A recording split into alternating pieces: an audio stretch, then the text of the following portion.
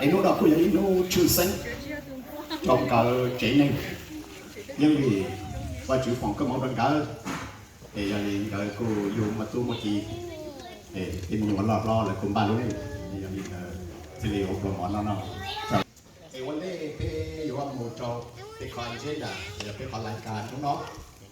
แต่ว่าจะพูดถอว่าจื้อที่ไปอยู่ออนรันก็ไปหมั่นก็ไปขอพรูนะพี่เชื่อคงเชื่อว่าเกย์ถอว่าจื้อโอ้ว่าจื้อโอ้อย่าไปเล่นจีตัวนี้ส่งตัวเจ๊งเช่นไปถอฝืนก็ไปถอหัวก็อย่าตัวจีรุ่นตัว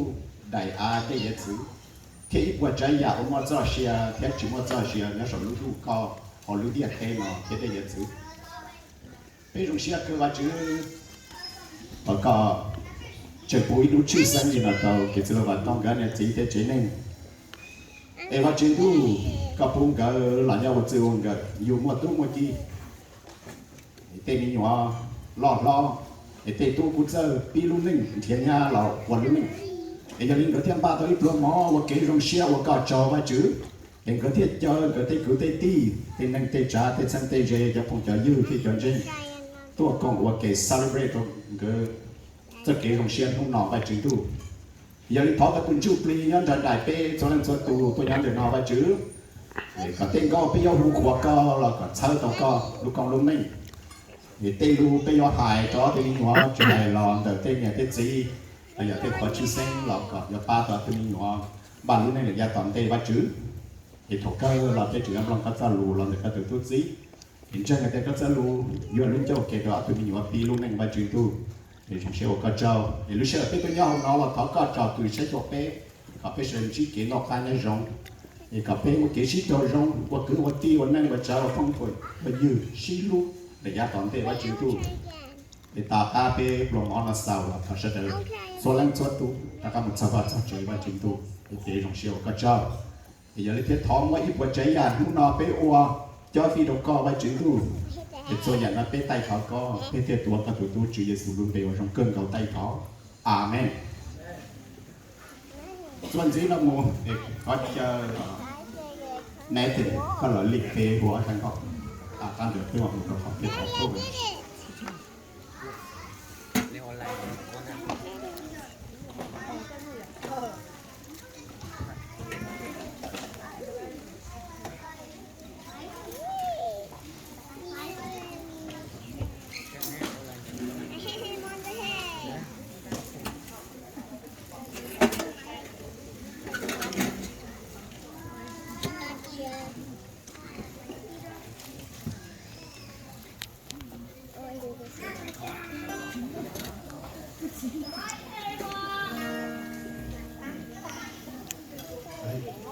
Você fez aqui por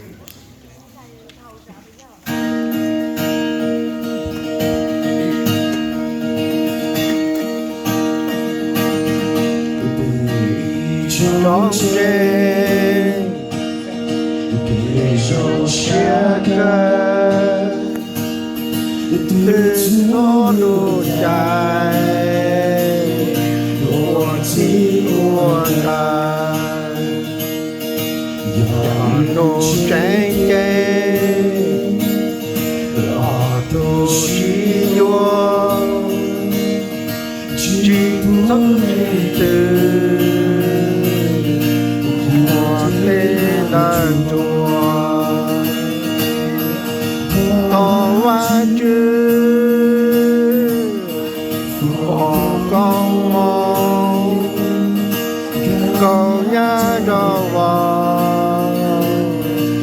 bỏ luôn này rồi tao cứ tao đó lo chỉ cho nhẹ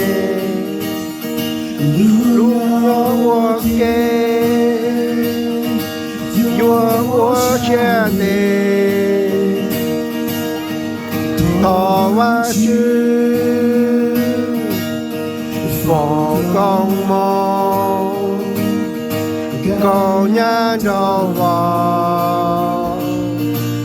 có lu này đó chữ Your name to dawn, your name is tao, nữ cho con mong, mẹ your trung non, và chữ tê lu, mùa ra tròn trẻ, tu chữ Giêsu. Tỏ hóa chữ bỏ con mong cầu nhá cho vào có lu này rồi tỏ hóa tôi rồi lo chỉ cho nhẹ lo nhỏ của kê我想你，当我知放光芒，高人照我，高路能让。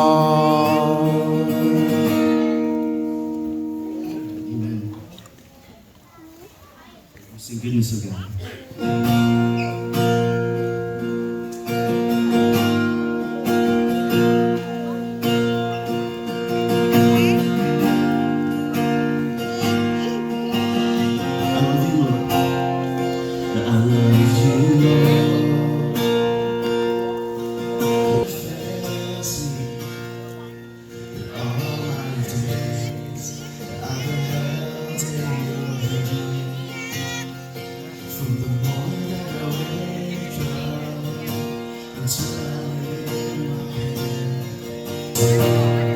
Of the goodness of God, and all my life you have been faithful. All my life you have been so good. With every breath that I am able, I will sing of the goodness of God. I love your voice. You have led me through the fire of the darkest night. You are close like no other. I know you as a father. I know you as a friend. I have lived in the goodness of God. All my life you have been faithful. All my life you have been so good. With every breath that I am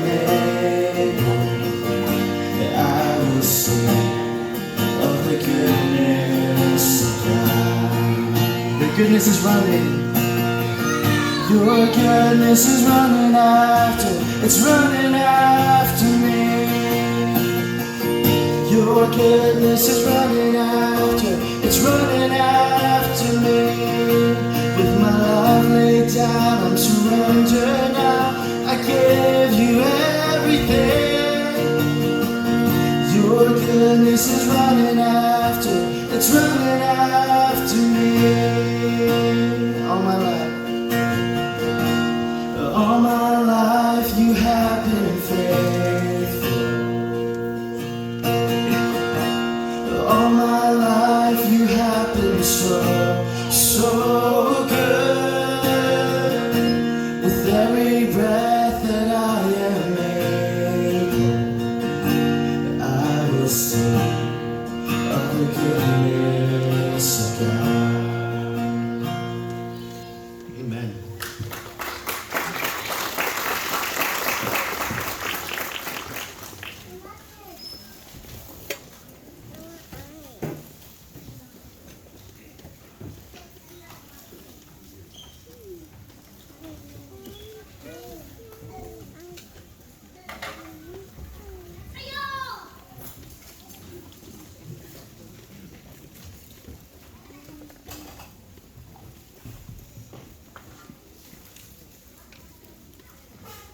cho nó nét thì mua nó cho bé cũng có khó bắt chước cái chuyện gì là một bé有mua bé răng đầu chữ sinh này là trở lên nó cái thứ ra là do nhà lý cũ chuyện gì do niệm giống lử thiết thuộc cái do niệm sai cái này là như thế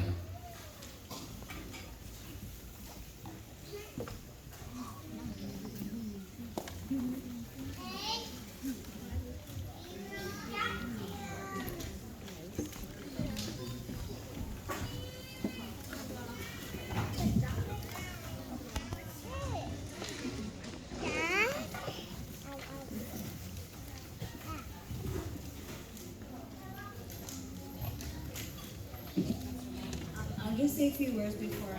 we get started. So, David and you, congrats on your marriage. We hope that this song encourages you, and this song is about not only loving each other but also serving one another in your marriage as well. So.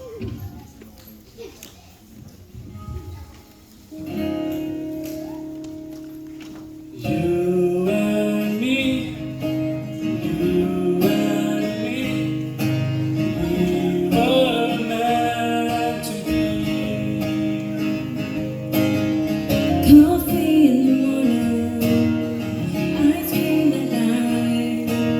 Make sure the kitchen's clean when we turn out the light. Raindrops in the window, we're on the couch. Fire in the fireplace, let's feed in the house. When God made you, you already knew that we were meant to be. With love and sea, as the big blue sea, we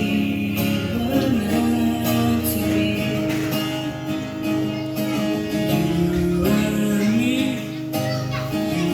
and me, we were meant to be. Feet on the dashboard, wind in my hair. As long as you're beside me, I'll go anywhere. When God made you, He already knew that we were meant to be. With love and sea, as the big blue sea, we were meant to be. I'll make you dinner, you do the laundry. We'll make mistakes, then say we're sorry. Our love will last. What if the way that we give more than we take?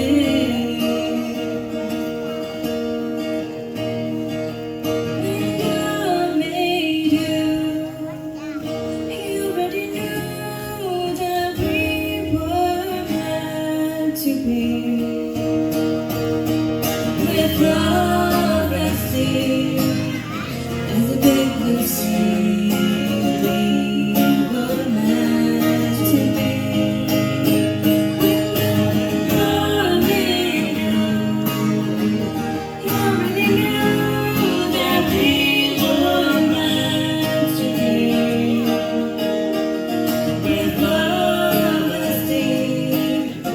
as the big blue sea, we were meant to be. We were meant to be. We were meant to be. God bless your marriage.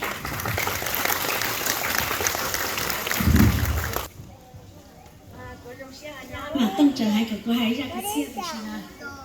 包掉都个伢那时候哩，像那个包路弄上的是呢，让个钱呢，我弄起来点个那些路，我那路能找到嘛去，我都叫那些路个那路， lẩu dạng như nhà tay nữa cái nhà tay anh ấy từ có chỉ thêm cái nhà tôi không nhà tay rồi cái xin đấy chị cô chị ít tôi nhà tay lâu lâu tôi nè cái cô thọ ba chuyện năng đại đi cho nên luôn năng cô hai tôi cho là do hai khỏi bé từ qua chữ thế hai chơi mấy xí dạ cầu nhà thiên trâu bông cha bà chữ mi mua này đại mi tớ chỉ tớ ngỡ cho lo ý chỉ chúa e này thiệt tao lo si yuan e mi ngầu mi chỉ đầu lu mi chỉ chiều rắm chê hay là cái gì đó dạ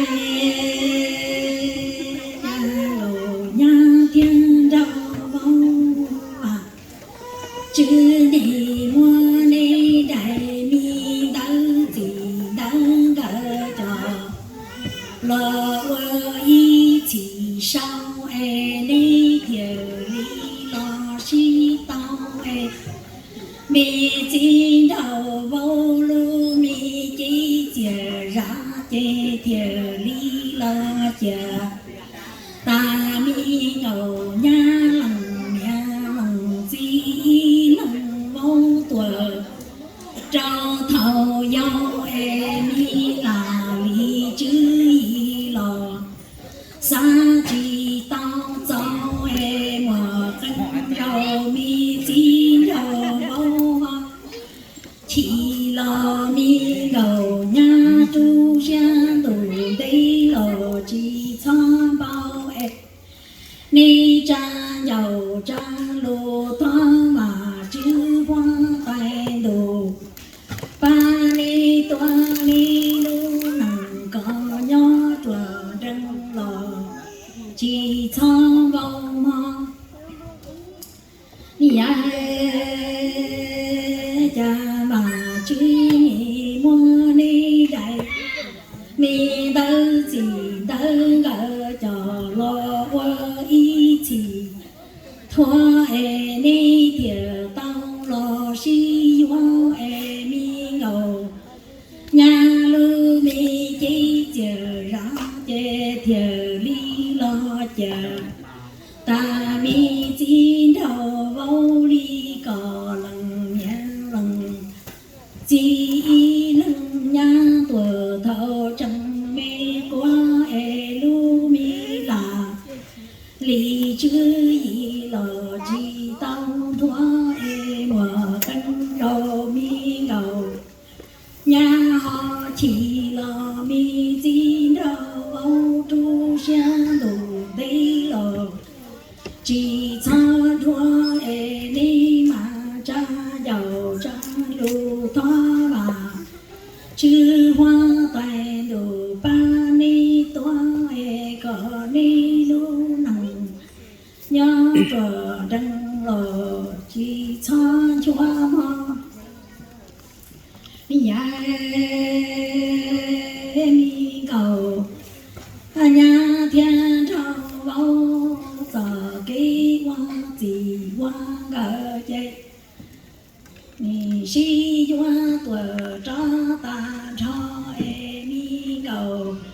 nhà hoa mù chi tỏ lo mi chi đau vô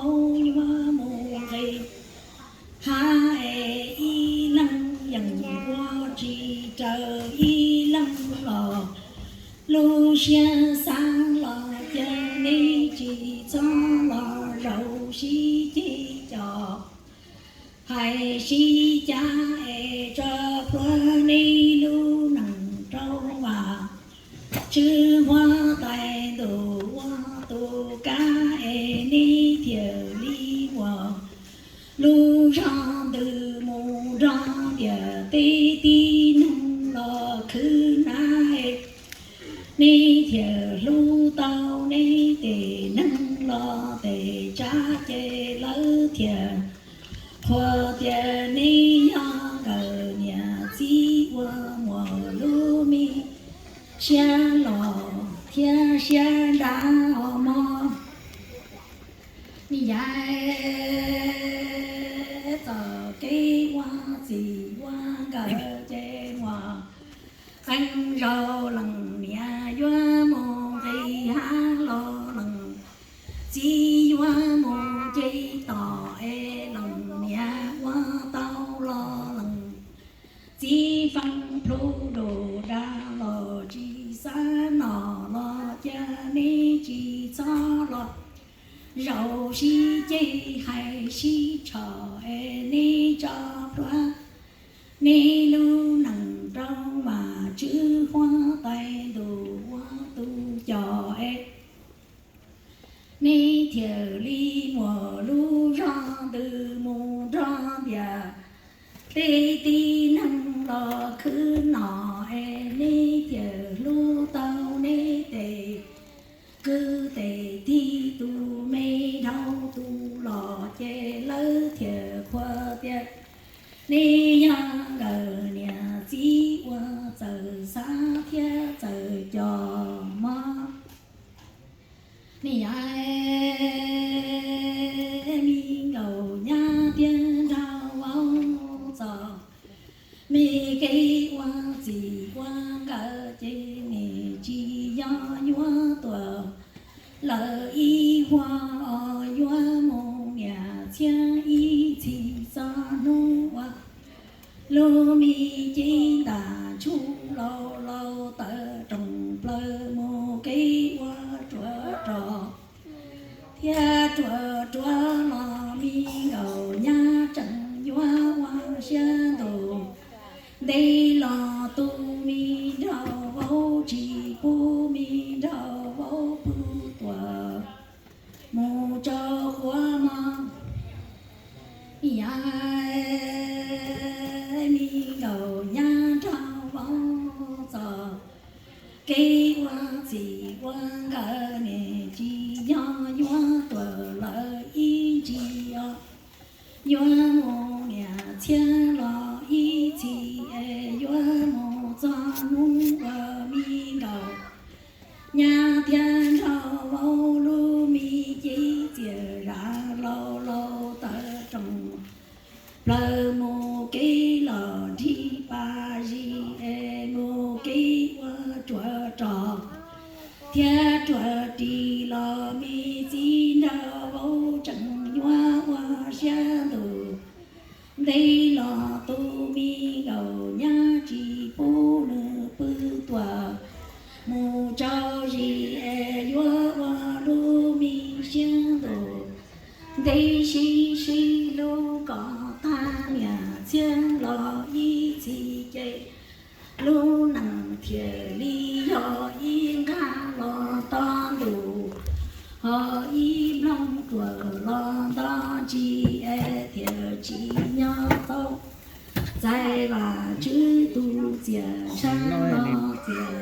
寂寞好吧只否跟我的呢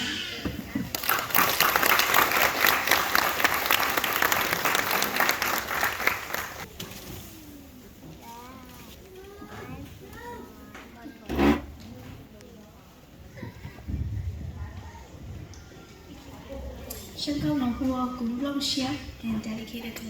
a lovely couple today.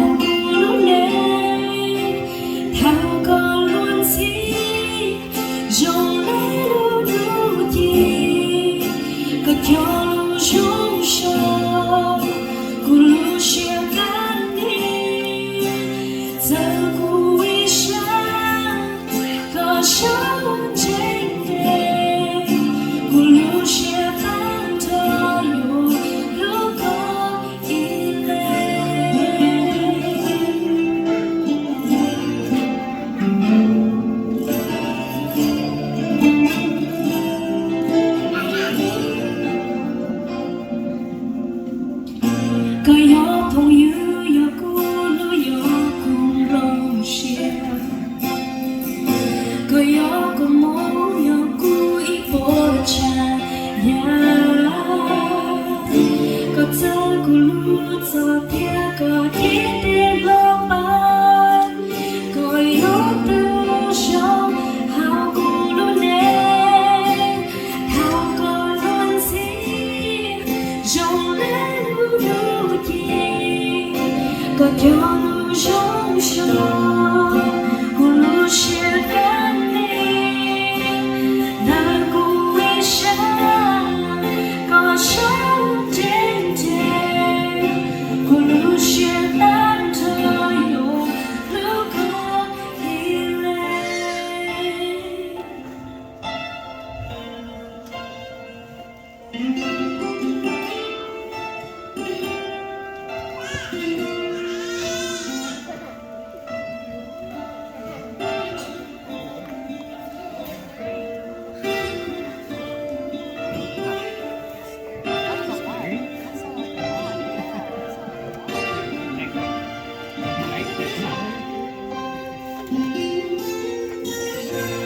Sao sẽ thao có lúa sẽ ta bên trên sông sau khi tao một lúa sẽ để nổi có sao cái hương từ mua chỉ bao cả hồ hát chưa không có mong thao cả thao có lúa gì rồng lên có cho lúa rong sông của lúa sẽ tan lên dân cùng đi xa có sống trên thềm của lúa sẽ tan thôi lúa có đi lên thao có luôn gì rong lên lúa đi có cho lúa rong sông của lúa sẽ gắn đi đời của ý sáng có sống trên trời của lúa sẽ tan thôi lúa có đi lên của lúa sẽ tan thôi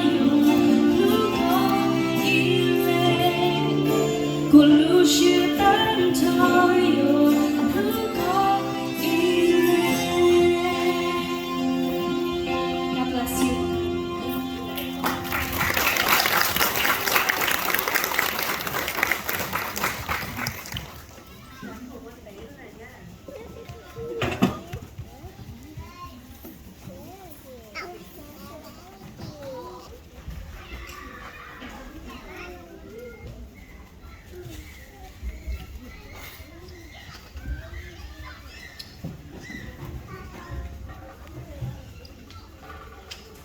ta bữa thì nhà lý cũ nó tới chỉ nhà lý cũ xin nhà lý cũ cái anh gì chính là tôi cho lý cũ cái anh gì thì nhà trong đường thọ nó cho nhà sai thọ này ở răng cầu thì ra cái xe này là phụ thuộc cái sự trong lòng chế chữ sinh giờ cho David thiên luôn hết chẳng phải rằng bao dung mong mà nhưng ba tầng cái xe tầng cái sẽ kỹ và chịu cái số nó cái thiết chuyện gì là mùi bé yo họ sai họ slideshow làm đó là tụi nhá bé sẽ được chỉ cho sai cái luôn nên thầu quảng cáo quảng cáo xí yo là nhau cái nó hơi rong rạc thì bé sẽ sai cái cho đó đó trong cái family thằng cái mẹ cái con gì lúc cái thế cái lo lắng cái con rong câu rong trâu thì tụi em chỉ tới tụi thầu cần cái này họ sẽ chỉ share là nhau kể một sự quan trọng để một cho David Thiên Nu thiên ở trên này một xem cái picture vào cái chuyện gì là một bé mua ít đồ khoa chữ sinh giờ là hay lâu khoa chữ sinh là cái chữ là tông cái tụ chính xác là David là giờ là David đó là cái chuyện gì là họ cho最荣耀的路线上。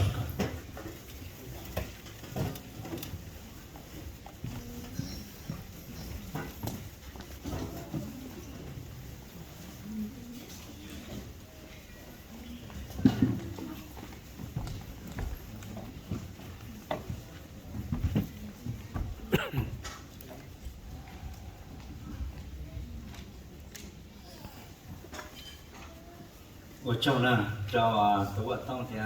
nhà vận công,照phân trên phân thô nhà trọng nó nè,我整mới sợ thì cái này cứ là hài ở bên là lù vài, như là cũ nó nhau tu hoàng tu sinh sự thế nhà nè, cũ gia sơ trong sinh gia tu dây tu sẽ chế chế sinh gia nhà mẫu có bà lì nó theo trong xe của tăng trí này sẽ đào nè. Bây giờ hà bây giờ lụt trong này, tôi ở nhà họ, nấu nó chỉ thì này trong xe xứ, cũng cho đó tăng cho cháu tôi ở lứa tuổi trẻ nó trong này trong xe, này là xí sao, con này xí xe, xí thú, nấu từ giờ thì này con này xí, mua kiện xí học xe, còn dọn trong này thì mua nấu nói là nấu lên xào xé là xí dụ là nhau ok nấu từ giờ thì nè xí thú lợ nè nè gì giờ cái giờ ti nè giờ không giờ dư giờ nè giờ xả giờ xả nè ở giờ nấu từ nè mua cái như xé nè chỉ xé hồng vậy chỗ nếu mà xí chỗ không chờ như giờ nó nên như xé còn do liên đại để xí tú thằng nó của dòng mua bé lo như lục cũ cho néo tu mua tu ở nhà nè nè xí tú họ còn khử nhớ khử cũ là cả tao lên néo xé xả còn mua tú mua kỹ là cũng qua cụ chế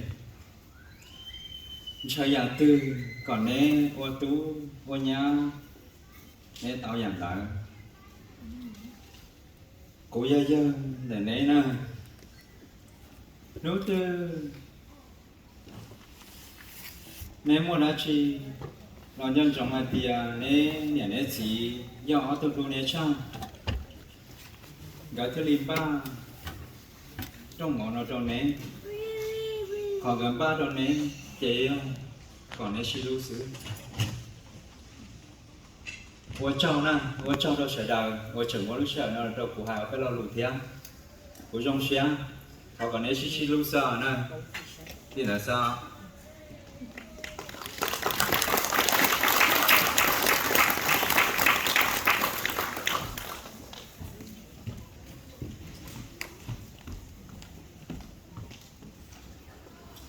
？xuân chỉ năm một bé họ yom long kế hay lù lòn đờ,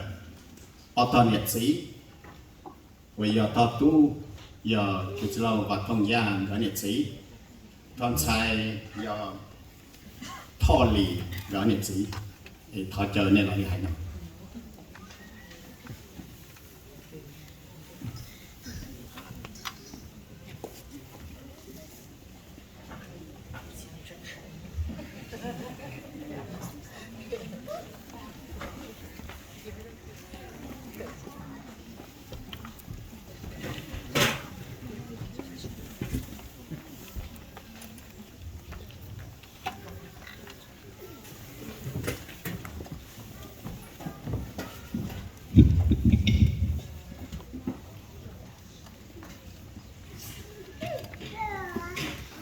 chỉ lâu lâu sớm mộng chỉ dùng thì tao muốn xong đó xong để chơi mà đi sai thế liền ở thế nào giờ cụ ở bên chỉ cho bên chỉ cụ phòng cũng mong cụ đã bắt đầu cụ tụt khen đầu cụ chơi nên thế cho phụ chơi sẽ đợi về sẽ đợi thêm mua lúc nào lúc rồi nó bây giờ để tao ok trong lúc tuổi chơi này nói ở bên chỉ cho là hoàn đó sang để làm đến việc cụ thọ ở cho tới ít trồng ti trồng lên trồng trá trồng phong trồng dư rồi đuôi dê yết tê kiểu nọ cho chứ ở một bên mỏ sân sơ tua nó nói đi cô tàu xí nó sờ chừng chừng ở một đơn vị tô cổng nữa là chỉ trong mỏ ở giờ như là là sáu tới tụ nhà nó thế ở đây sẽ để cho nó bảo như bao thì tàu ba tàu chế thì đi mua hậu lửa chừng chừng tàu cho có cái xí đây cô họ mua cho chế cái cô họ xí nó sờ hậu một đơn vị tô cổng rồi nó thế họ cũng được chữ phòng có một đời chân số tổ của nên sẽ được chỉ kiến là cái nó giống chỉ ta để là我找到师傅的都找这老天本身我的骨架叫到ตัวเจนาตัวอันนี้到时这老我给上写的都年的那天我找到那些的只但的我找到8 team decoration 有一种菜高一天离库的离库个呢我多8 decorate lúc chế nó dùng gạo lúc nào có thể đi tàu tua nhau dùng đầu chân số tu nên nói cho nó lấy team decoration để thế để tháo cái chữ phục có một nơi chân số tu chỉ ta đó là cho pass sound system thế để cho mấy cô sĩ nên nó sẽ hở tua xe đạp cái mai nào cái tàu hành đồ rồi mà thế để cho tháo cái chữ phục có một nơi chân số tu đó còn đó là cho cái trồng để trồng trí thế trồng nên trà trồng phong dư sẽ đầu nên tôi nên chỉ kêu nên tôi cầu ư xin lỗi ư rồi trong sẽ ta nên chỉ kêu nên chừng bao nhiêu tiền tôi đầu tàu của nó của họ tôi phải sẽ đầu nó thế nên sẽ cho nữa đi tàu ba ư là ư giờ đi từ trên từ chi còn đó chỉ ta là cho tôi cho phong cho ư cho chân dây rồi dây cái phong dư sẽ đầu nên cô tôi cầu là nên chỉ kêu nên cô ngà rong ngà mỏ ngà khẩu sống rong ngà đây tôi ba ư ở để sử dụng nó thế ư giờ chúng tôi từ từ chi nó còn đấy thế giải tiền hai chỉ tàu nên nó về là những bao tiền này giờ nó tiền thế này ba ư là thì tôi cho được đó style đó là tôi cho để chế vào tất cả nó nên cũng sử dụng gió tôi 3 ư khử tôi cho mỏ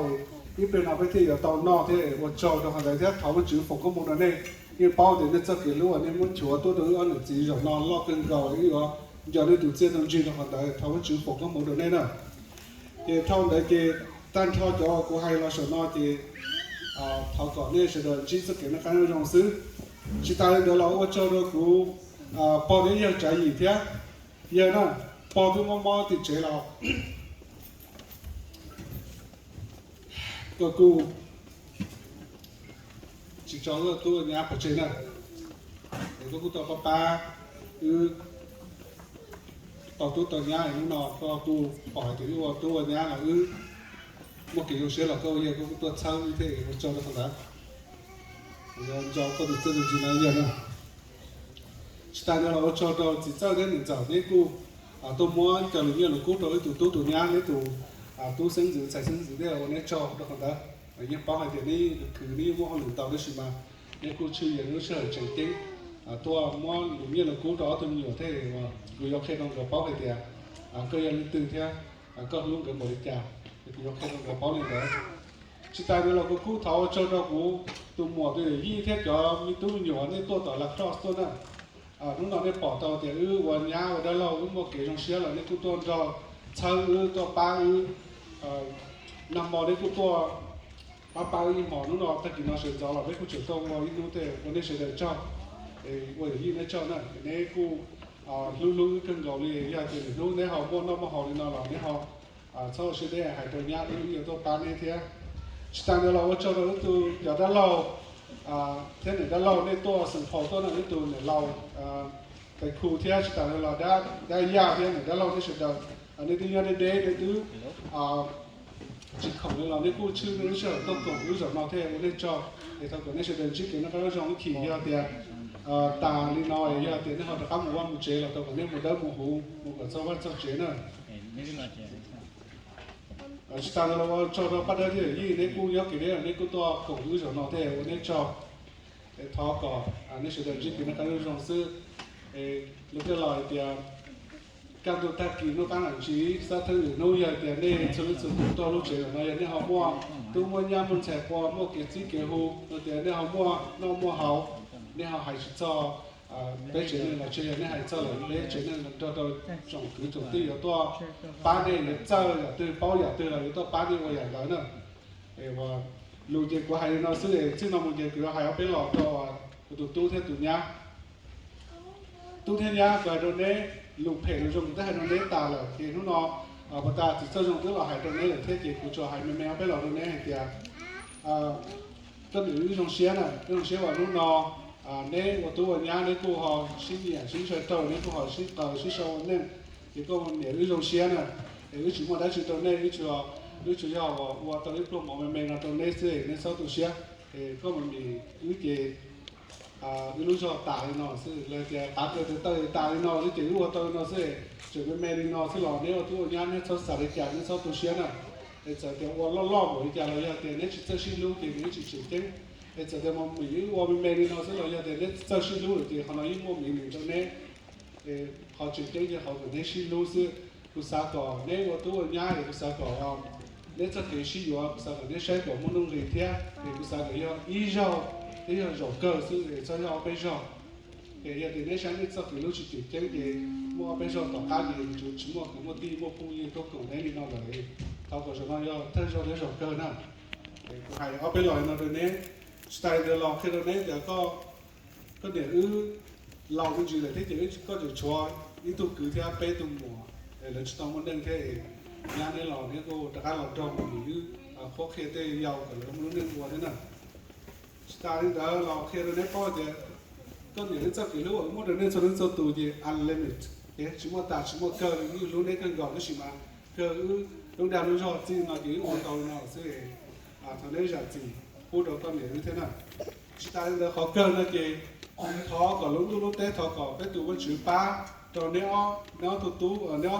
tụi ở nhà để khó còn lúc này lười rau để bé các tôi xin gì bé một cái dòng xe thì nó như là lòn rồi nếu mua sinh gì đâu có một mỹ bùa nữa ok amen ok thì thật là để xin lưu xin mà thì có hay nó cho sơ tổ tổ nó mà đi hay này cứ cái này giờ cái sở tôi bắt được sơ cho cái sơ tổ nó chỉ là để sơ lọc của giáo cho nó cũng để chỉ là cũng để chỉ nó rồi tôi sáng gió tôi bắt của cho món nó của cho tôi lại theo tôi chỉ không có một lần không ra cho nhà tôi nó cũng chỉ đi là ban gì theo chỉ tăng lên tới sữa của châu của tôi sai thì chạy cái bộ thế giờ chỉ cả to ra chỉ mà cái đó của tôi thế của cái xe này châu cái hai của cô trong xe cơ của bọn này to nó sao thành này bao thế của cô sao cái lò rồi của tôi nhá hay cái của trong xe chạy to nó rồi bé chén này cái của cô trong xe sắp lại đi với hai cô sai cái chỉ đâu một chè cái đứa lầu thế chè xe này lò số hay gói thứ lầu để trả lầu nó của trong xe cơ thế này nó có bao sức của chúng ta chúng tôi chè tôi học liền đó bao giờ thì ai nhớ là cái nhỏ lò nếu ô bao giờ nó họ hay chú lại cho xe là ưu tiên nào mà nhỏ tôi cũng không được bao thế chẳng xứ lò vì cái sáng giờ chè bé chỉ làm lên cái bé vô học bố xứ của hai liền đó xưa ô cho nên số tôi là ô chỉ cho thế ok dòng xe này hay trong được của mua bì lên được to nữa thì phải trả số nhà vì một xịt ta xóa to nó xứ tàu qua xứ nhà thì bác sĩ từ là thì khu chỉ những tua xứ dòng xe họ cô nhà cô tuân sai họ chỉ làวันnhà đồng thì họ là đúng không ít sao có giờ sai giờ đâu ít sao giờ mình nhận họ cố là ít sao cô giờ qua giờ ít sao cô giờ mình nhận gì thế cái gì rồi cái giờ là thế rồi giờ nên cái thằng sau cái cho từ chuyển từ là giờ我照他分析多一点估计他给老多了他去晚天熬不你ok nó là bạn trong xe nó là chia xe rồi có giờ cái tiền nói do là cứ dân năng nhỏ ok là mình nhiều lo nó có nhỏ là cú yên chủ là sao thế trong xe thì có tù họ là do cú báo là cú là cú hay mua lúa ra nhỏ mình chỉ là sau một sản lúa là cú hay hay là ta cũng được thì cái này là cho xe thế cái shit sau là gì chủ yếu bỏ rồi thì tên mình nhận chơi ép xe gì nó cũng yên là những số xe của châu nó ta nó là nature họ chơi của tôi theo tôi là tiếng gà chơi giờ là tôi chơi này bé hải cho lúc chị theo lúc chơi một tôi trong cao rồi thì tỷ chơi tỷ qua ta cho tên nó tên chặt cái tên tỷ bao nhiêu qua là do mùa giờ đi đã lâu ta cho chạy bên trên xuống xuống tụ ok thì họ nói thì cũng hay tôi nét thì nét thì mình nhỏ nếu có gió tôi này là cho tù thế rừng của ni nhỉ cho rừng bộ bé kiểu những gì và thế chỉ xe thì nếu xí sâu tao lại sao cả nếu xí lúa giờ trả cao ấy tôi cậu rồi cho giàu rồi giờ ra cao của cậu là trong bé giàu lầu thì bé thằng bé hay cái bé chơi cần cái gì xong rồi tại sao nó chơi sao bé thế là nên dùng xe này họ còn nên luôn năng là thì sẽ hỗ trợ sự sao tao đã chỉ tao đã chỉ cứ mê là có tao cứ tao là cái gì quá tao trời khó sẽ sẵn à thế giờ xe thì nó là to giờ ra nên chạy to hay thì thằng tu là nhà tu là nhà xài xe trong hàng xe qua chữ mua lắm phun ở trong này thì vậy đó nên dùng xe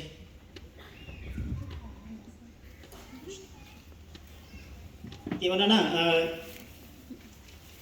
你把脚哈，我来过还你，我他头上这件还是都在谈这件那是啥件？因为来过那哎呀，路节不中嘛，那是什么？กูเราเคยไฟวิจีให้เจ้าเดือเลยจีกูเขาย่อชายย่อหมอดูเลยจีไปจือย่อปฏิวัติจีหนึ่งกูแล้วปอว่าย่อนั่นแหละจีที่นอเขาขึ้นเราว่าจัวเลยจีเราเลยจุดชัวแล้วเป็นสื่อเราปอได้ย่อที่จีที่ลีหัวปอที่ย่อซื้อเอว่าเท่านั้นปอหนึ่งเดียวเนี่ยเขาก่อนเนี่ยเขาว่าก็เชื่อแล้วเขาจะว่าจะที่อย่างเดียวปอจัวยัดจัวจะมั่วปอที่ย่อใช่ไหมเขาเตะเยอะอีกการเราซึ่งไอ้ว่าไอ้นี่เดินซึ่งมาเนี่ยว่าจนต่อ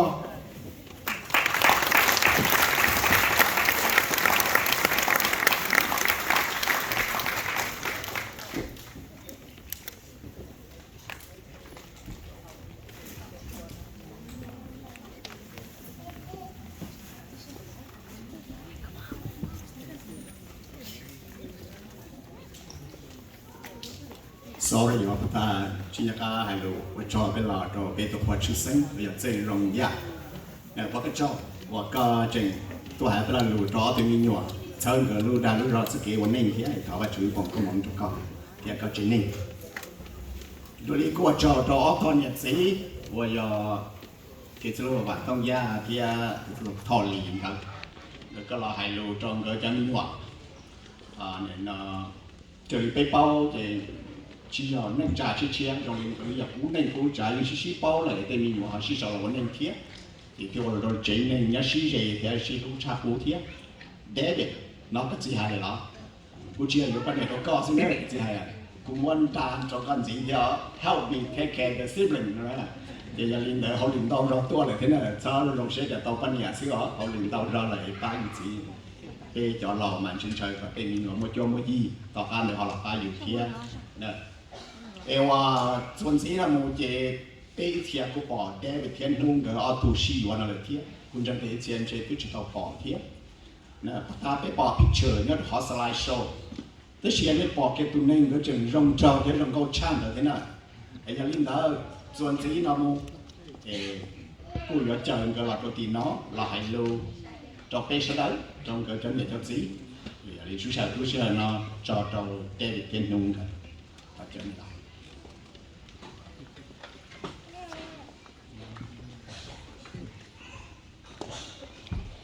cái chỉ hồ và tông ya nếu giờ hồ của ya nó được thay thếตัวnày thì xin mình bỏ tới bây giờ tới tàu cho sẽ được chơi ta này. Pretty much said everything already, but I'm going to say it again. This time's coming from me. First thing I want to say is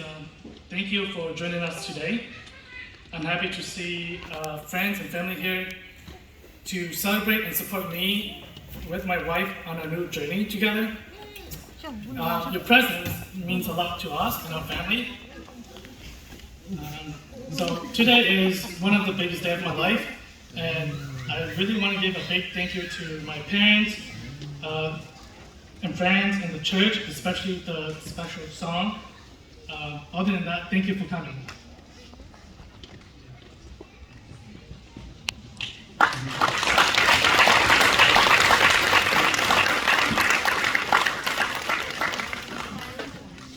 Ủa ta nhiều có phim lòng sư tử sĩ ta rồi thế cái cú sơ sám lòng tụi nhá hay đủ thế nào mình có anh tiền cái liền lộ chơi điểm ba cho sẽ đi cho là cho nghe từ thế cái chuẩn gì là một cái họ dùng lòng bắt chữ chân lù giờ cái rau cái mỏ chợ cái chân chân rất xịt cái giờ ít khó và rồi chữ sen yang đó từ si và chi chia thì giờ ý khó luôn giàu kề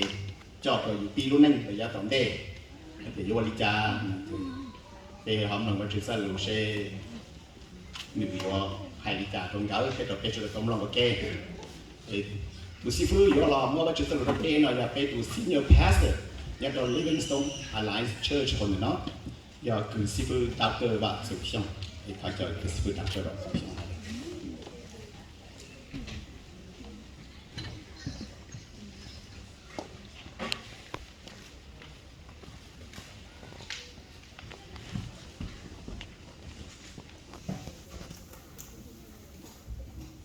我忘记叫，这边去摸至少是鸟哈，说出来告诉鸟给。不晒被要老出给，就是被叫罗哈罗嘛，也花跟学过操你个罗，说搞到天要到个一零下被路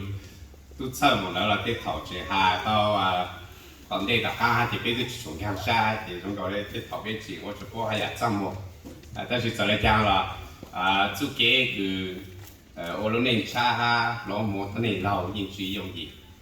古种啥照着被个碰着有这个地方长着些，古么啥都讲了咯，就David哈如果都被说来都讲了，被应就没种啥应就没种葱哈，就给就是说呢，这个表个往就是路点的也望到呀，他就被就给我这种个但是嘛也不要个做样了。被丢呢，这边搞一步这样了 ，still not enough。就话 you never know what you will encounter in life。你要来呢，只么一样，比如当到自己要看，当也要 protect you。each of us in our journey, if we walk through life and we stick together and hopefully have the strength to overcome sin, our marriages will never be exactly the same. 但是在了好了。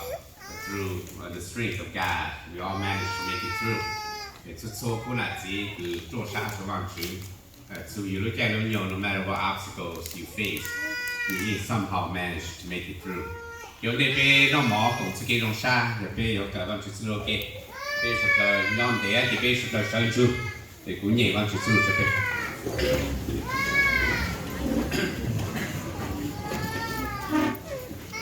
要做Colossae chapter 3 verse 12 to 14. Therefore, as God's chosen people, holy and dearly loved, clothe yourselves with compassion, kindness, humility, gentleness, and patience. Bear with each other and forgive whatever grievances you may have against one another. Forgive as the Lord forgave you. 别逃出去。就是耶稣路上别的鸟给，别上个个要图标卡，别祷告个主。祷告让自己说得给主别到我哈也别我只不过啥，我只别有主得别他努做了呢，我只也当得去包点上来看，但是侬老别祷告做个忙不了嘛，帮助别做到的到了拿了说他不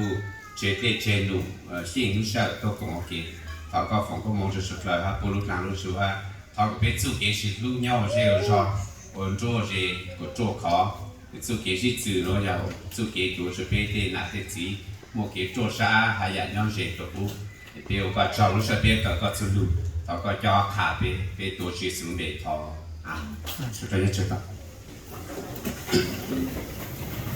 别人侬能看的，别要往去还都能的，嘛别要主动个咧种草，别要主难当的，要做给路做给做会去做给路上的。但是那个别人看的，好路要有主护，自己专业 bear with each other and forgive for grievances you may have。自己让自己要好个，要帮助别个引导。有那个还能望到样个别个，他形容了不上，叫别路晒，他自己我内，没有主要别我道路上的哈，一类我自己专业追呢。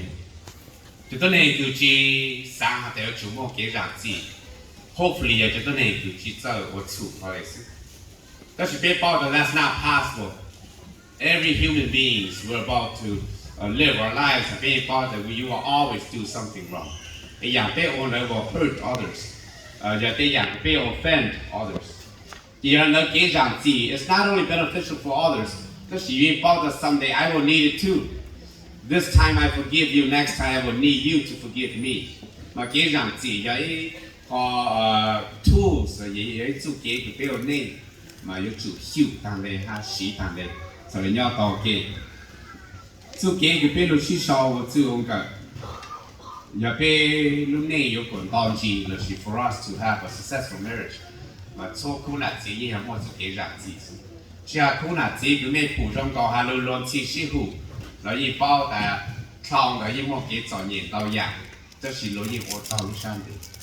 Every couple that has everlasting marriage ยิ่งอยากจะต้องเห็นหัวลูกชันดี No couple is perfect but they bear with each other and they're patient and they're humble นี่คือไอ้บางคนเราหาเขาได้อยากเอาคือปั้งจะอยู่ลุ่มนี้ก็แต่ปั้งสิทำให้ดูมีตู้หนึ่งมองซีกันในใจก็ไอ้คนอยู่hắn nhỏ là a lot of grass, some like weeds. Nó chỉ được một câu, nếu một câu chỉ được cái nó mò thì nó không mò chỉ được sụt chế chỉ có sao cho một cua. Tất nhiên một cua sáng ta có when you fall and something pokes your eyes and you get hurt thì thấy một cua chỉ sáng lên chả. Cho nên một cái này tại gia sự hiểu là couple days. Thì cho nên được chế rồi. Tất nhiên trong tất cả nó lúc không mò pin blong là pin blurry, thì pin chỉ chụp bộ kế trong. Thì cho nên là chỉ là we should check it again. Cho họ được thấy rằng cho thằng nó injured something happened. Thì bố sao cho các một cô tại chẳng lúc họ một thứ tao okay, this is my it's been a year and it's not healing. Chỉ muốn chỉ mò ha nữa chỉ phụ kế rồi. Bố sao lại cho một sai thì bố xong là ha to their surprise. Mới lúc seed thằng nó còn nó bông chỉ lúc họ mò ha tu pi tôm blong mà it's very strange. Đó chỉ mà chúng có lúc seed nó chỉ sprout它就来 grow. Yeah, and but we have to remove it quickly. You have to do eye surgery and remove little seed. Rồi chỉ lúc nông của nhau lúc họ một rồi câu nữa, thì lúc nông càng cho họ một thì sẽ lấy yếu tổ câu. Thì là có sao more remove, thì mình sẽ cho các phụ kế ha sẽ chỉ more further injury cho nên. Mà thế cái ổn định mà sometimes như trong là họ trong cái kỹ thuật mà cũng chỉ a big deal ha, yeah, most of our arguments and issue mà it always start out very small and it seems like it's not going to lead anywhere. Yeah. Maybe tomorrow we will forget about this. Tất nhiên mà như chỉ trong là họ một cái dạng giờ bé chúng mua cái dạng gì mà cái dạng bên mỹ thì bé sáng cả chiều bàn hảo luôn tất nhiên mình tên mà người yêu ấy họ tên mình cho you tên marriage.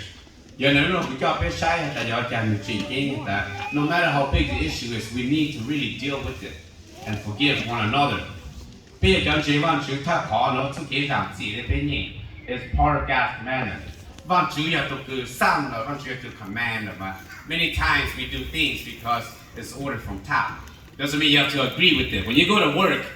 if you are just a worker, then you have no authority. Whatever your boss or manager or whoever's in charge tells you, you just do it. You want to deal with it in a different way, you can come on remove it. Yeah, you can just follow order thì mà chút cả sự. Command sai tao là whoever gave you the command has the authority to choose tao can give you consequences that you may not enjoy. Thì ở đây họ you should agree to agree là giờ you mua cho tên này cũng muốn lúc này mỏ xa rồi thì thằng lo hại thì cái là awesome mà bên trên văn chữ mà chút cái rằng gì not all of us have to agree to forgive but we have to cho khỏi giờ từ bên trên văn chữ mà chỉ giờ để cho trên văn chữ chỉ chơi key it's not that we always are happy and joyful never take offense we do but because we believe in God we learn to overlook the offense cái tên này luôn thì ấy từ chế văn chữ mà dù như thị đau ra dù ít khối nào chỉ nhỏ kia mà như một cái thị tăng một lên ít từ vật chủ ít từ xa tức là we choose to follow God's command giờ nên đau ra cho nên bây giờ chủ rằng gì why not because I'm happy with it but because I trust that văn chữ have to go sang được thì họ có biết sớm biết cho văn chữ ở bên trong là so cái rằng gì mà từ đó này chỉ rằng gì chỉ có văn chữ từ đó này ra it is true. There is some facts to that because you are a Christian. You submit to God's will. And part of God's command, how about your will to pay your children? You have to change how you have to force yourself that you to always more principle because I am a child of God. You want to you are married, so you know so you keep what là you that yeah, but I have no option but to forgive. Đó là văn chữ số cái rằng gì nó chỉ là một khó của page bên. Giờ lên từ rằng gì bao từ đó lúc này như một cái càng sao. 被对给对妹，就被对苦难子寻找去切寻到，你要被我了，你被路上就给提，就去山上。เดี๋ยวเขามีเขาลู่เราอยู่สังหารอยู่เย็นโอ้ก็อยู่เย็นแล้วก็เด็กคุณอาจีจะยกคำพี่ฮะอยู่ตัวอีกคุณอาจีแต่是จะยกสิ่งเสียหนาเจ็ดโลละจีเจ็ดโลหนาเจ็ดตัวเนี่ยจานดาวโลละจีเจ็ดดาวโลยอดเจอมาอยู่จะยกสิ่งต่างใช่ในจางต่อรองโลละคือตีต่อรองโลที่มีอยู่รองอย่างว่าในจางรองแล้วมันคือตีรอง you always feel this competition like even my spouse is my competitor but she is wrong 你只要呢被路在他那对讲天上在他กู有这个半截了กู莫压了กู去 take offense 他了有一三的在了好了有一苦难子แต่เขามีเขาลู่เราไปจี有斗长哈茶给有租有这个不这个样但是有茶给炒哈有啥的我路上的要么就是了啦有主让自己说的肚子马太中中那个 blood for if you forgive men when they sin against you your heavenly Father will also forgive you but if you do not forgive men their sins your Father will not forgive your sins 有个让自己忘记让自己有个人就那个的估计我处理那地方就是让自己说到嘛变成忘记嘛变让自己别报的 very important 就是路那个有我滚到去好的哦只要忘记我多里忘记三呢 we have to obey但是为做给让自己嘛能 place the person ahead of the issue 嘛要别去么做给让自己嘛才到 that every issue we face is bigger than the person 才到 I don't really care who you are yeah we have an issue and I will hate you for this 这些都能让嘛 you always put the issue above the person 但是别想忘记做了嘛忘记 always put the person ahead of the issue for instance 别跟前忘记别把个能对给存到黑的忘记做了卡比个 Genesis 个上忘记做给盖了梦就讨论啊个要主标的二呢忘记 the man's every inclination is to sin and do wicked or evil 我都能对给存到黑但是忘记做了卡的做了忘记路都能 notice the difference we have a problem with God it's our disobedience 要做给个被我做做配但是忘记路都能忘记 care about the sin we have because God loves us more than the sin that we have 有人忘记了多听错觉出在忘记路都能拉的在到了对给主了 can be removed 好个觉出多听错要比忘记上脚都能In Genesis 33, in a hard case where Esau had Jacob, all two brothers, so they only have each other. 但是嘛，都在莫对面，好个雅各了是 Jacob，但来 stole the blessing from Esau 了。第二好，每奴嘅你拿嚟指實大家主持，先就好，但每奴有一坨嘅 ，your brother's gonna kill you。你 Jacob 才嚟指mon樣，就嚟做 uncle，嘅才嚟mon serve，他mon有我不要mon樣嘅 over 20 years。但是頭先就講路。Genesis 33 verse 4, but Esau ran to meet Jacob and embraced him. He threw his arms around his neck and kissed him, and they wept. Then Esau looked up and saw the women and children. Who are these? He asked. Jacob said, are the children of God has graciously given your servant. So Esau said, what's the meaning of all these flocks and herds I met? To find favor in your eyes, my lord. But Esau said, I already have plenty, my brother. Keep what you have for yourself. So but they both remember the sin and the tension they had. You know, Jacob said that when I go back, my brother's going to kill me. Yeah. You know, Jacob worried. Esau understands that when my brother sees me, he probably still hates me. He thinks I'm still after him. And you notice that they both have this fear that I think my brother hates me. Yeah. I think there's still issue between us. But you notice that how Esau pulled Jacob. Genesis 33 verse 4. Little brother said, finally, I got Luna. And then do cut, and do good, and new to good, all in go. And said that you're Jack Sam, they will put me in your dick and down. What's the meaning of all these women and children, all the flocks and herds? Jacob was having his own problem. Jacob said, well, I thought you were still angry, so I thought I'd bring these things as a gift for you. And he said, there's no need to find favor in my eyes. I have plenty. Cũng muốn tao ấy á, they có phụ mình nhiều cái có xăm được okay. They cha có xăm được, I don't even need it. All I'm thinking about right now is my brother is back. Because I don't need any of this. Yeah, I have plenty. Yeah, I'm just glad my brother's back for both of them. Yeah, and they try to appease each other. That's deep inside. I'll do like a issue we cloud 20 years ago. Just let it die. Yeah. As long as we have each other. No issue is going to separate me and my spouse. You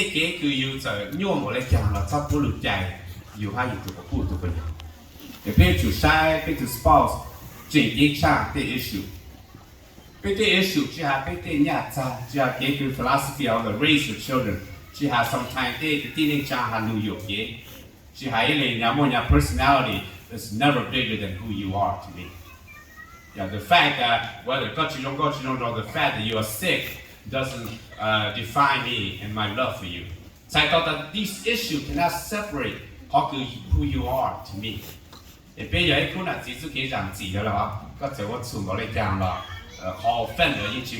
I still have you. If you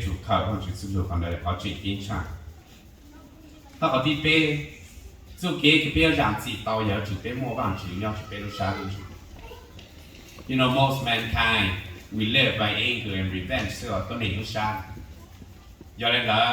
Whenever someone offends you, the natural instinct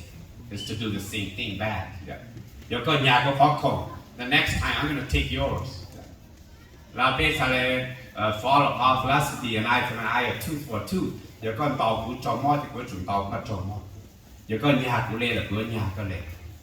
That's the philosophy.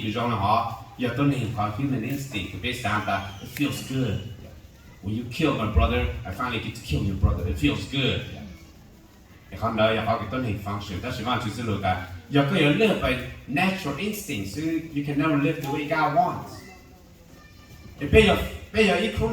Sometimes we do offend each other.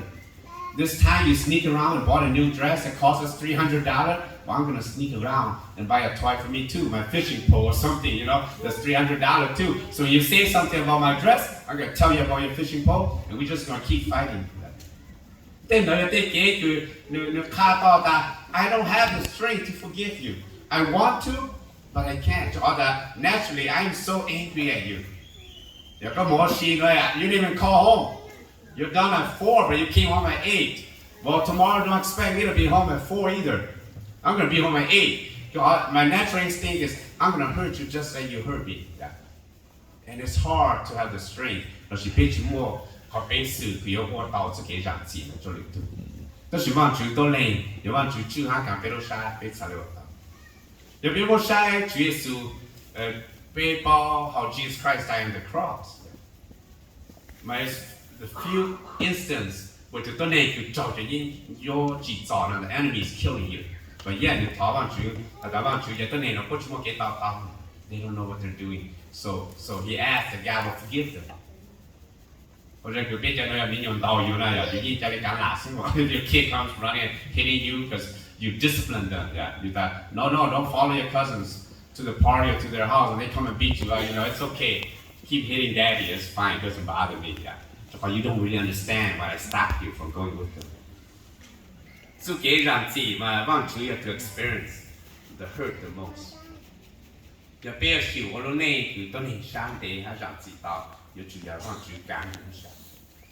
When God controls your emotion, your character, you're able to do such things. I do like taking revenge. When they gossip about me, I want to gossip back. When they write something on Facebook against me, I'm about to write something against them too. Yeah. So they're gonna know, even though there's no name on Facebook, when you say something, I know you're talking about me, I'm gonna write something about you. You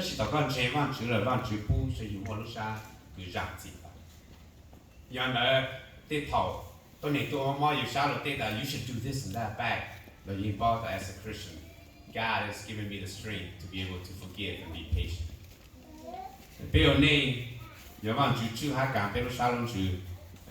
to learn to become the name.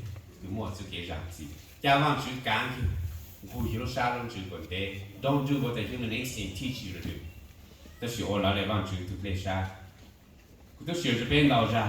General Robert E. Lee. During the Civil War in history, Robert E. Lee was the best general. your North that your Robert E. Lee never surrender, but you never know who's gonna win the war though. Cho họ tại New York in general, cứ bang your South in the Civil War,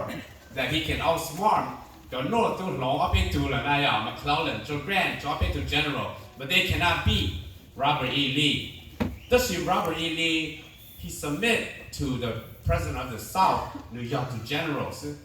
Does he my Nepal that I will not let all my men die. New York to name you tell him to joy to be paid. To down he gave up because he sees so many men die. And the teaching you don't see we can fight till we all die. We might win, but it will be meaningless. You know, Robert E. Lee choose to surrender. You know that they win the war. Lần đầu chúng ta cam mới ra được trận môn chi thì thủ là lâu nhất Kentucky. So he ran into this lady. The lady nó được cho tới John Dong lu nhau là nữ hỏi yard. Và John Dong là chỉ có sự chỉ tổ chức gì thủ là lúc gì thì có số bỏ số nó tôi John Dong là chỉ là dùng tàng ha to tàng po tàng này. Thì thủ là ra cho General Ely là Robert Ely là có sai John Dong là nè. New York cái chủ cái trò cái này. Tôi hát phê, hát say chỉ tao, tôi tu lâu lên nó nè, có chút xíu tôi là tôi tao ngang tao chế, có chút tôi tên cho chủ bộ tàng, nên giờ khi hát cô cho từ general, cho anh bảo là từ general, yêu nhiều tụt cái này, nên sang cái nhà từ general yêu tôi được đó, đó là những cô hắn là hát ta, Robert E. Lee hát cho từ grandma nó hát ta, trong đồng cái cái này mua chặt vào chi, cut down that tree. No need to keep it and stare at it every single day and have heartaches. The war is over. Cụ tôi tụi nọ, cụ tôi chỉ to rồi. Thì cụ biết là muốn cho chuyện, cho các người lúc tê lúc chờ go back and be one nation. Giờ nên là tê kế tu sa tê kế thì có một cái trong đó có chỉ cả có sai thì every day you're reminded of the heartache. Just cut down that tree so we don't see any sign of the war anymore. Thì biết cho các become one nation. Họ要做给让记，就你卡得被死。如果做给让记，就往这卡这边，这下这苦难之差，这是别个 existing couple。得给提，就别个是别个沙龙就少我住我找，这边莫给提，我是别去干啥。Because you only think about the bad things that your spouse has done to you。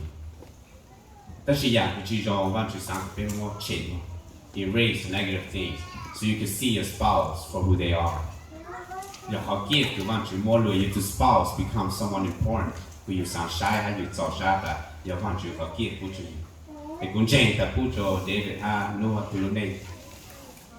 ยังตอนเด็กที่พ่อแต่สอน your life will be filled with happiness plus your heartaches and grievance ก็สิจะเล่นยาวแล้ว through forgiveness and understanding and you value each other more than the issues you have ถ้าอยู่ป้อวันชื่อไอ้อย่างที่ยองเก as it come you just keep erasing it ตอนนั้นอยากให้บ้านชื่อ for marriage to last a lifetime เลยบ้านชื่อผู้ชายเป็นของชาเป็นของชื่อผู้ชาย就兴趣是个走路也好正啊，咖啡个别走路那股个啥，别晒个走路，当该咖就个别就么子给样子，个要 the perfect example 就别，个只着急就得到那得给做，个要就么路山的，